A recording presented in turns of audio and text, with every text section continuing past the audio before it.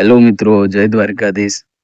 મિત્રો, એક છે ને પિતાજી હોય, એના છોકરાને એક જૂનો સિક્કો આપે 20 રૂપિયાનો, અને એને કીધું કે તારે આ છે ને વેચવાનો નથી, તું ખાલી બજારમાં જા અને આને તું તારે કિંમત પૂછવાની આની બધાને, પણ વેચવાનો નહીં. પેલા એ ભંગારવાળાને ત્યાં ગયો તો એને એવું કીધું કે ભાઈ આના તો તમને 20 રૂપિયાનો છે, પણ એ જૂનો સિક્કો છે એટલે એના 5 રૂપિયા આપી દઉં કે.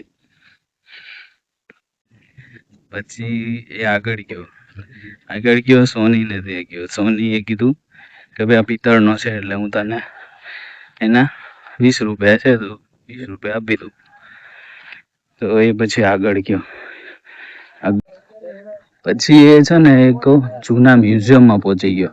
જૂના મ્યુઝિયમમાં ગયો અને એને ત્યાં જઈને જે હોય ને એ ભાઈને કીધું કે અમારે સિક્કો આપવો છે.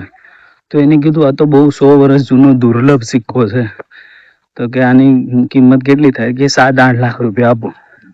તો એને વેચ્યો નહીં. ઘરે આવીને કીધું કે પપ્પા આ જે સિક્કો છે ને એક મ્યુઝિયમમાં મને એના 7 લાખ રૂપિયા કીધા છે.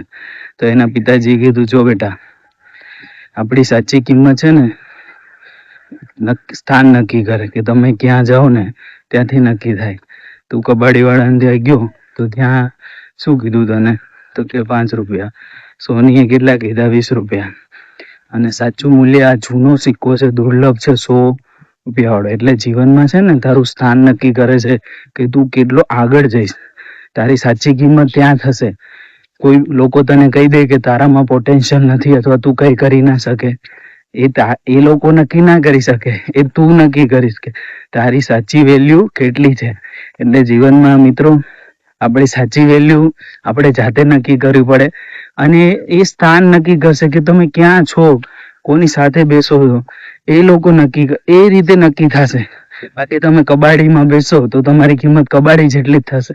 એટલે તમારું ગ્રુપ પણ મેટર કરે છે કે તમારું ગ્રુપ કેટલું છે, કેવું છે, કોની સાથે ઉઠો બેઠો છો. 1 કરોડનો બિઝનેસ કરતો હોય, 10 કરોડનો બિઝનેસ, એની સાથે તમે બેસીને વાત કરશો તો એવી જ વાતો તમને મળશે.